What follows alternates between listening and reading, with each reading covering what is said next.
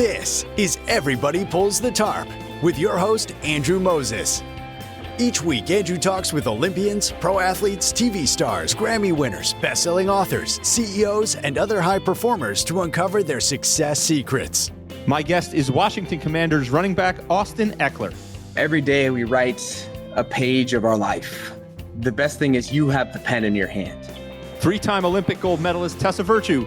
Welcome back to Everybody Pulls the Tarp. Thanks for thinking of me, and I'm a big fan of the podcast and of yours. So anytime you text or call, I'm here. Mike Mills from REM. The key to that was realizing at some point fairly early on that this was probably our life's work. Every conversation is jam-packed with inspiration and actionable ideas. My guest is 2023 WNBA Coach of the Year, Stephanie White. The hardest thing for a coach is trying to prioritize how much time you put in one area or another. Former MLB player, coach, and manager Clint Hurdle. That is the best title of any podcast out there in America, and the content matches up to it. Andrew, you do a fantastic job. I'm a big fan. Keep up the great work. World-renowned organizing expert Shira Gill. You can improve your life simply by removing things. Get ready for a behind-the-scenes look at the techniques, processes, and mindsets powering the world's most successful people. Let's go. Hi, friends, and welcome back to Everybody Pulls the Tarp. This week, my guest is executive and entrepreneur Barclay Rogers. Barclay is the founder and CEO of Graphyte, a fast-growing company at the forefront of the global fight against climate change. And under Barclay's leadership, Fast Company recently named Graphyte one of the world's most innovative companies. As you will hear, like so many of the success stories we study here on Everybody Pulls the Tarp, Barclay's journey isn't a direct path to a specific outcome. Instead, it's a road filled with twists, turns, and many different stops along the way. Barclay began his career as an environmental lawyer and has since worked in a variety of different industries and roles. In our conversation, we explore it all and many of the success secrets that he's learned along the way. My friends, this is a powerful conversation about building a career and a company from the ground up. Barclay shared important ideas on creating a lasting impact, solving complex challenges, finding common ground, and so much more. I hope you take away as much from this one as I have. Oh, and one more thing. This podcast is presented solely for educational and entertainment purposes. It is not intended to be a substitute for the advice of a physician, psychotherapist, or other qualified professional.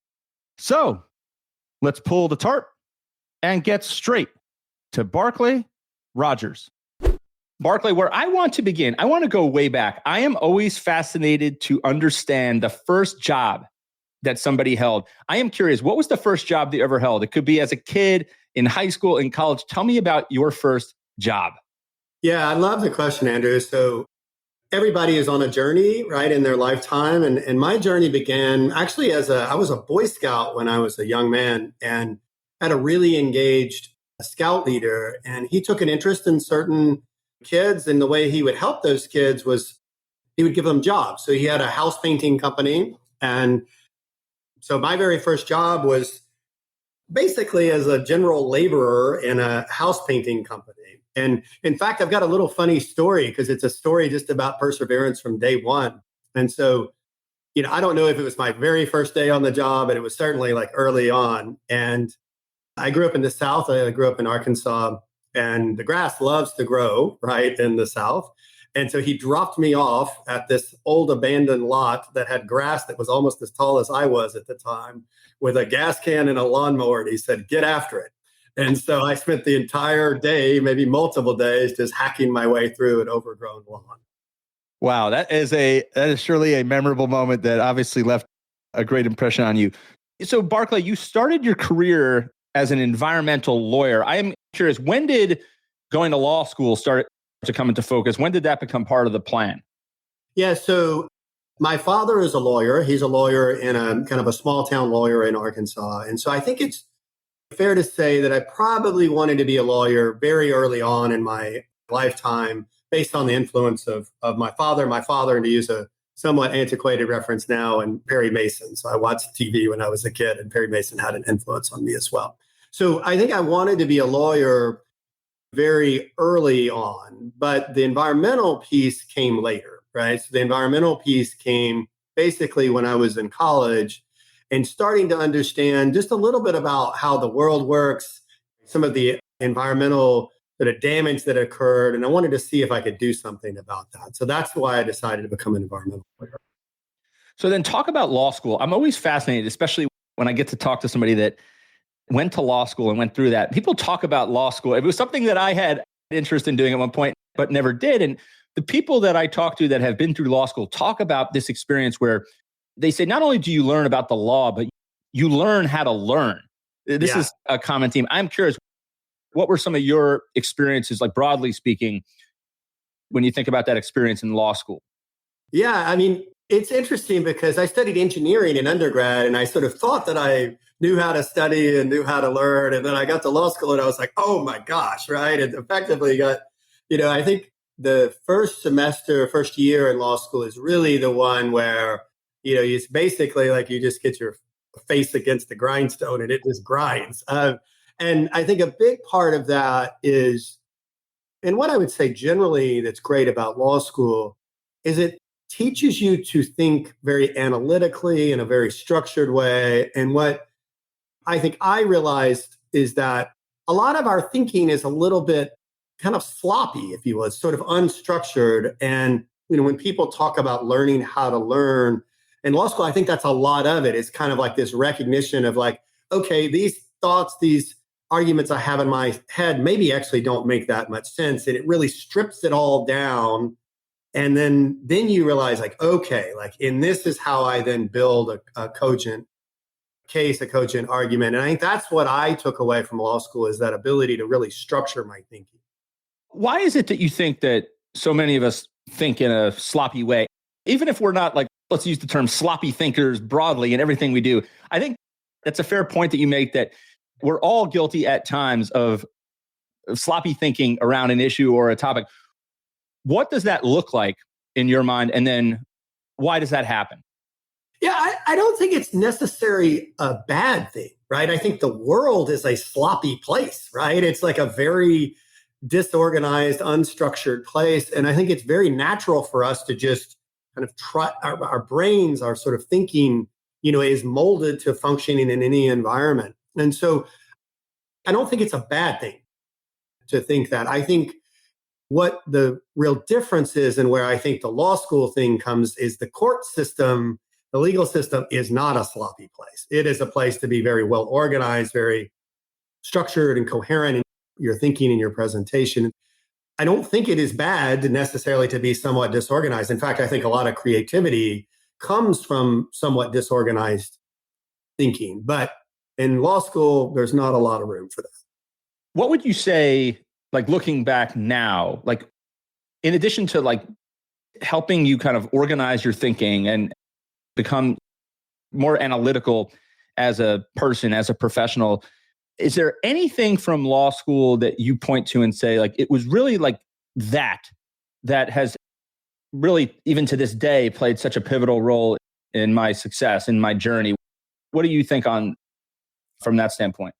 It's a funny thing to say, but it's problem solving, right? I think prior to going to law school, I didn't really understand the role of all of us, certainly as workers in the economy, is just to solve problems, right? There is a problem, that problem needs to be solved.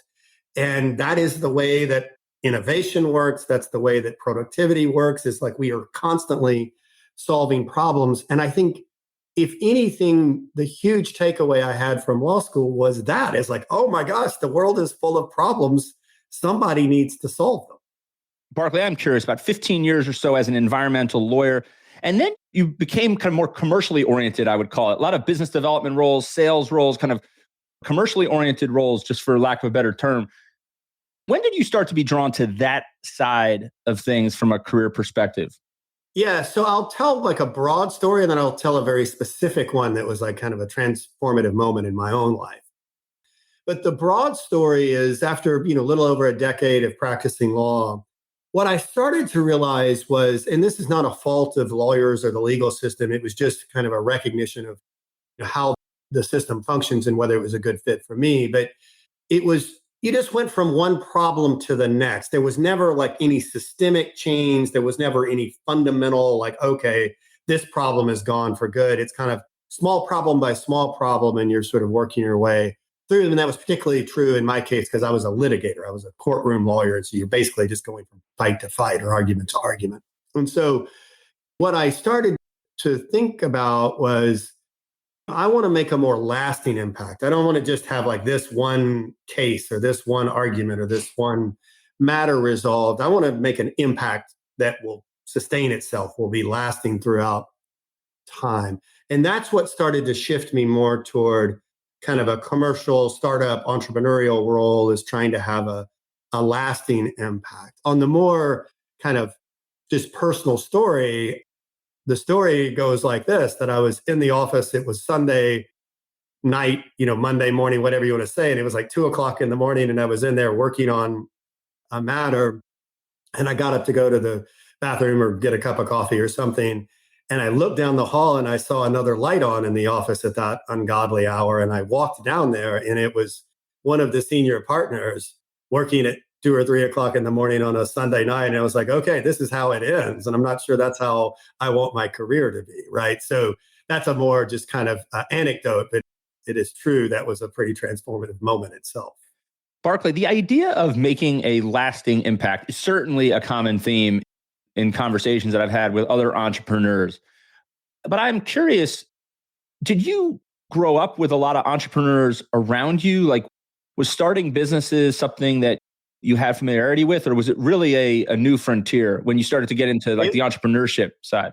It was completely new to me. And so I grew up in a small town in Arkansas. I grew up with farmers, and farmers themselves are entrepreneurs of sorts, small town business people. As I mentioned before, my dad was a small town lawyer. And so startups and entrepreneurial endeavors were nowhere on my radar at all.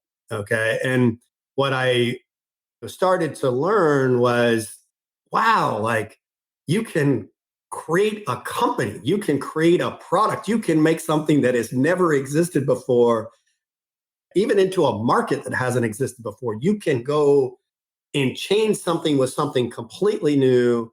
And there are investors that are willing to put their money behind that. It was a complete eye-opening experience for me, and has really shaped everything I've done since then. Is like this idea that like you can make something from scratch, straight out of your head, and go out and put it into the world.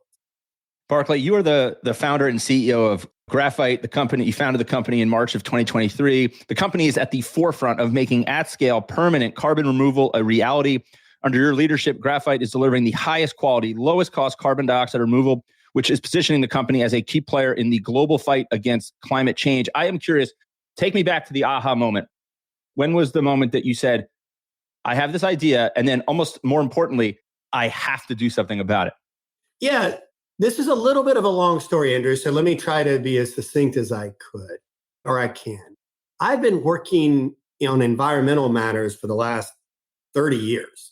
And so I would say I'm deep in the trenches of trying to make a positive impact in the environment. I've been working in climate-related matters for the last 15. And what I would say is the aha moment around Graphyte is it really is the key that unlocks the lock. That is that there are many ways to try to go about decarbonizing the economy. Lots of those technologies, approaches are very important. Many of them are very difficult to do. They're technically difficult. There's regulatory challenges. There's adoption challenges. And the beautiful thing about Graphyte, and what really made me say, I'm going to dedicate my life to this particular approach, is the fact that it has these beautiful sort of no fundamental things standing in the way. We have all of this agricultural and timber waste that's sitting there just rotting and going back in the atmosphere. There's carbon in that material. We can take it and we can turn it into durable carbon removals. There's an established permitting pathway. You don't have to convince hundreds and thousands of people to bend over backwards and change the way that they're doing things.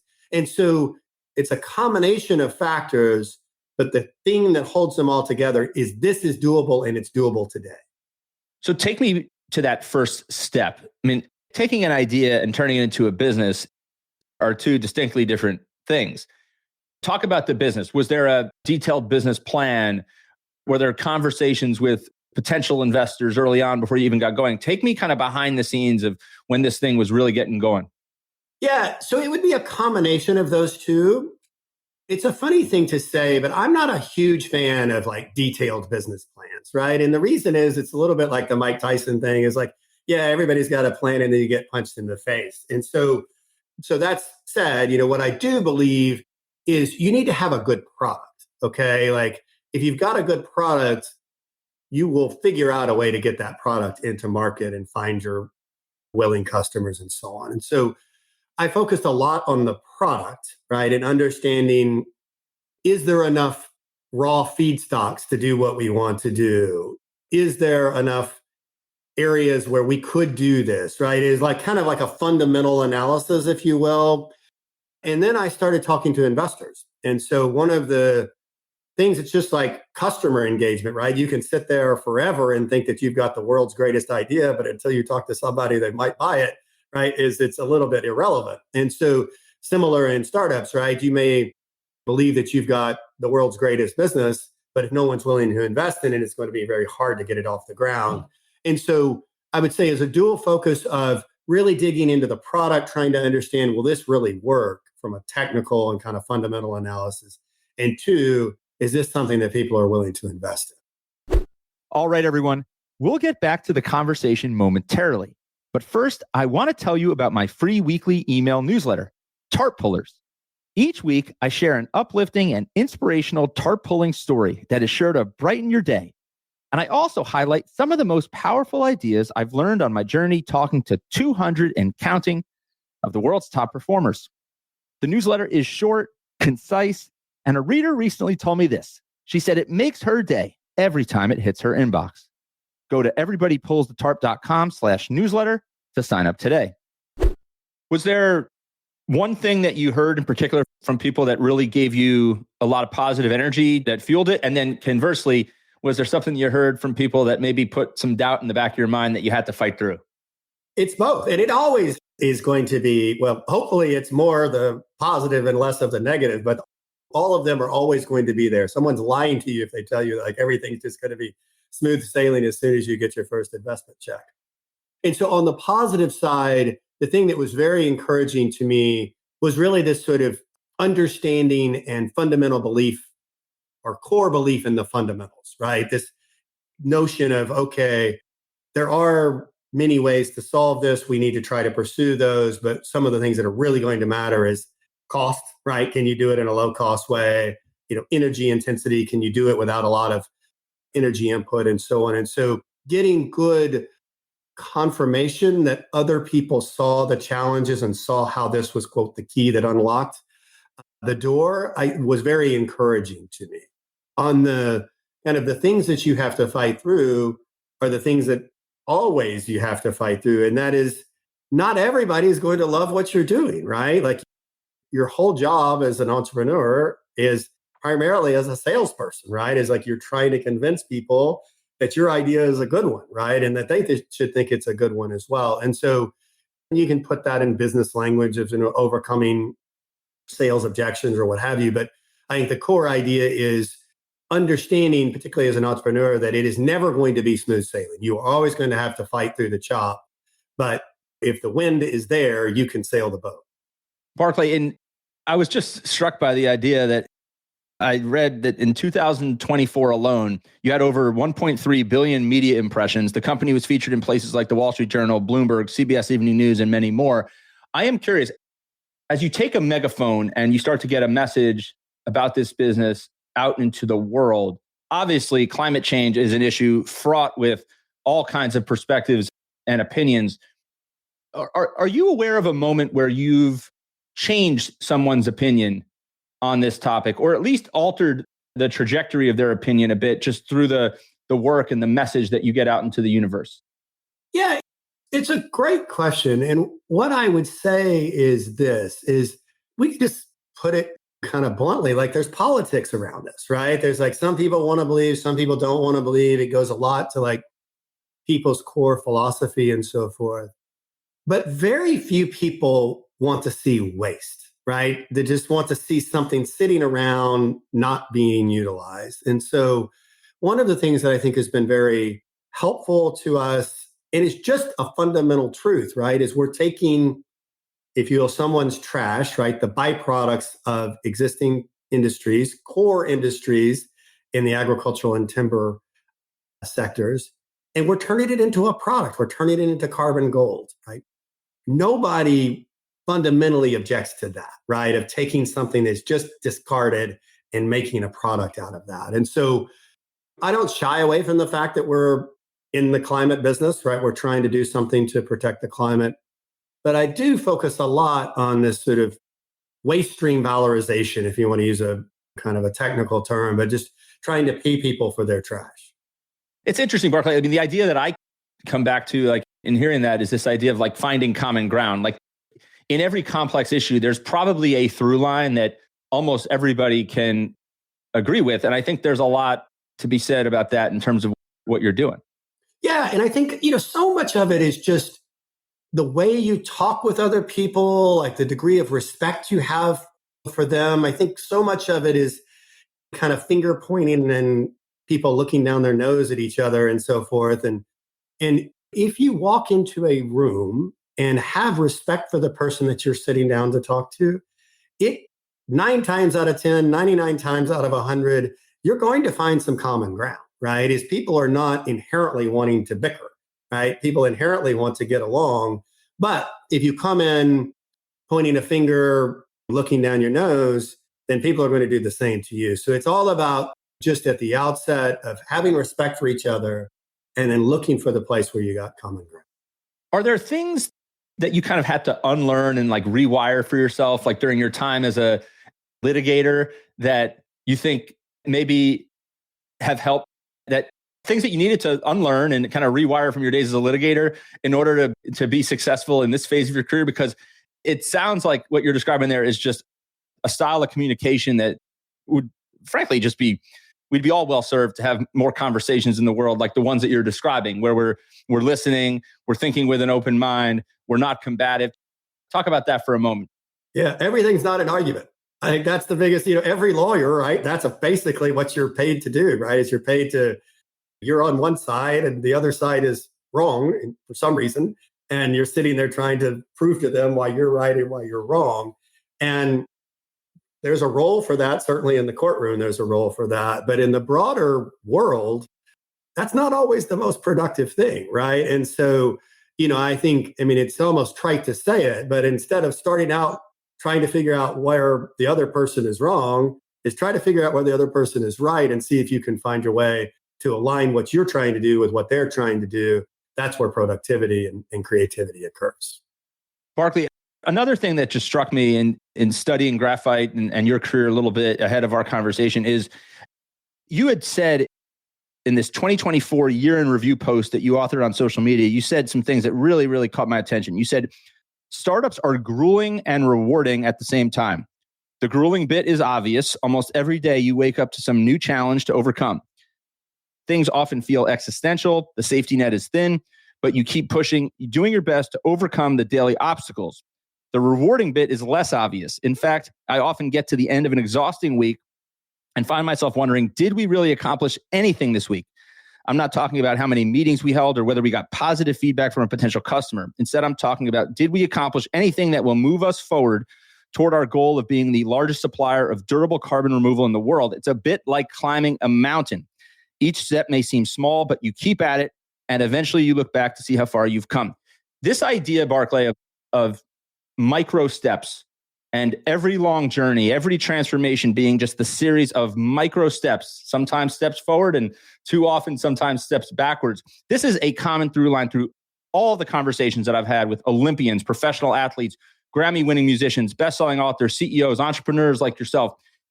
How do you wrap your mind around that idea? Like, how do you, like, tactically, when you wake up and things are just not going the way you hoped, how do you stay focused on that next step and just take that next step that you described there in that mountain climb? It's super hard. Okay. And I can't promise you that I do that every day. Like some days I wake up and I'm like, oh my gosh, what are we going to do? Right. It's like, and it's true across all of life, right? Like it's a challenge, right? But I think the thing, and I'll continue with sort of the mountain theme analogy there, is all you have to do is just like peek up and you're like, well, the peak's just right over there. Like, how else am I going to get there? Like, I'm not going to leap and bound my way like Superman, right? Is like, I'm just a human, right? And the only way that I can get there is to take that one step and take that other step.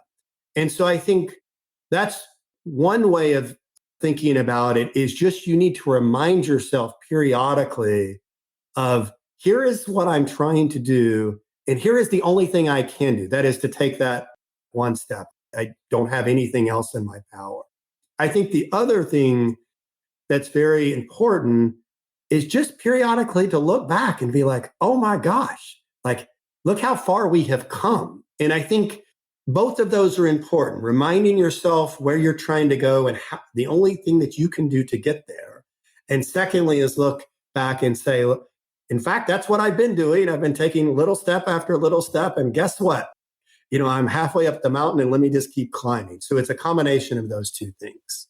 Do you have a systematic way for yourself of looking back? I mean, I took this commentary you had from a year in review. Is a year in review type something that you commonly do for yourself to try and measure up and have that opportunity to look back a little bit on the mountain climb so far? It is that.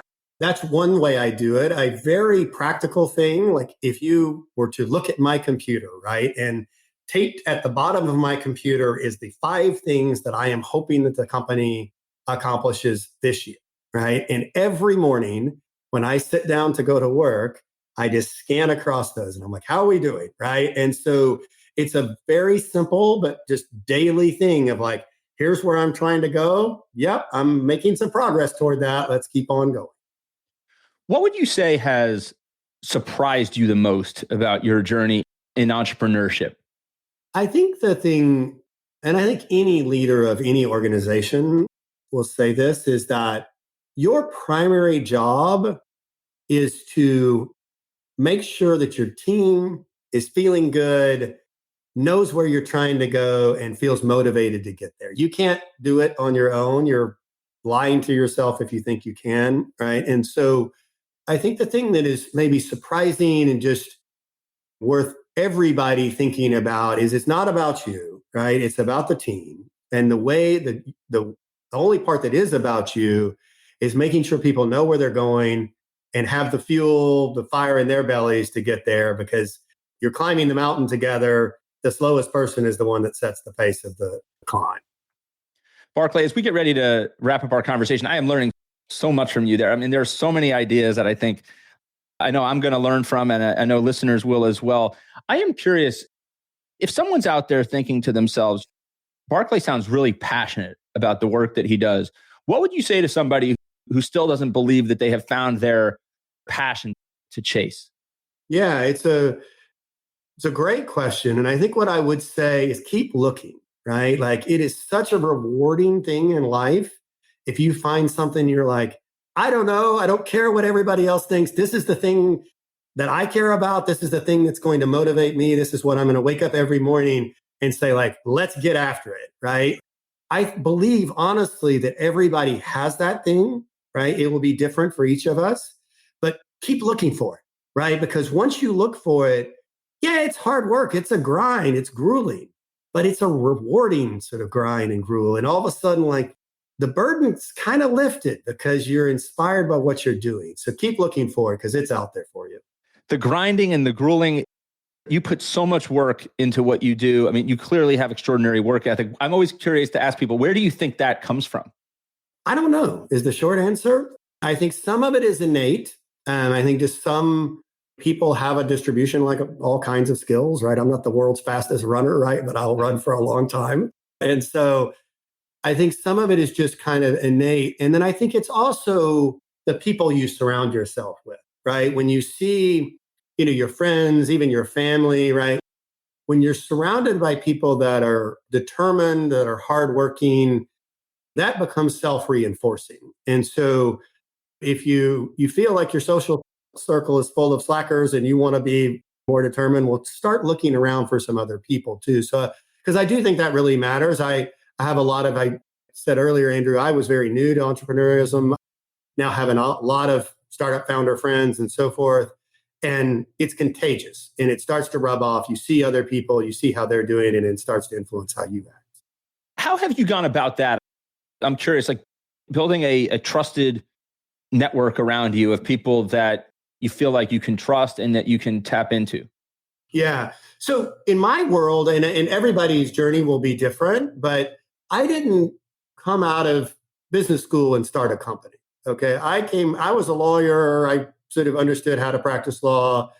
I didn't know how to be an entrepreneur. So I went to work for companies. And one of the things that I think, and maybe this is different from a lot of other founders, but I don't believe in the founder myth, right? I believe in the founding team. I believe in the startup companies, right? I believe that everybody, quote, pulls the tarp, right? Everybody is what makes the company successful. And so the way I did it is I went to work for a bunch of different startups and I got to know people that way. I got to see how different entrepreneurs worked. And then after doing that for 10 plus years, I decided, okay, now I feel confident enough to do it myself. And so there's nothing wrong with that journey. I think your journey is just such an important reminder for us all that we can do different things. We can pivot. We can use every experience that we're involved in to learn something that will inform maybe something down the road. I'm curious, if you hadn't pursued this path of being a lawyer and getting into the startup world, like, have you ever thought what else you would be doing? I might be a podcaster. You'd be pretty good, Barclay. No, the thing that I think is that I like, in addition to just sort of the way my own journey, really is this notion of maybe it's storytelling, but it's this idea that like we all live in a world of concepts. We live in a world of just narrative, right? And the thing that is inspiring to all of us, what gives us all hope and direction, is the stories that we hear. And so if I were not out there trying to climb my own mountain, I might be trying to tell stories about other people who've climbed mountains, because that's where inspiration comes. Barclay, I can tell you, I'm very, very inspired by your story and the work that you do. There is no question in my mind that you live the everybody pulls the tarp mindset. You are a certified tarp puller, forever a part of the everybody pulls the tarp family, as I like to say every single week here on this podcast. I have learned so much from you. That your story, again, is just such a powerful reminder that life is a journey, one that we should take with passion and purpose and surround ourselves with people and look for ways to lift others up, lift the world up. Thank you for being a tarp puller. Thank you for spending some time with me this week. All right, Barclay, we'll have to talk again soon. Thanks, Andrew. Really appreciate it. Thank you for joining me this week. Be sure to subscribe in your favorite podcast app so you can catch all of our upcoming episodes. And if you are like me and want a world full of tarp pullers, then leave a review to help others find us. You can also follow me on Instagram at AndrewMoses123 and sign up for my email newsletter at everybodypullsthetarp.com/newsletter. I'll share tips and insights to help you achieve maximum success and happiness. Until next time, keep pulling the tarp.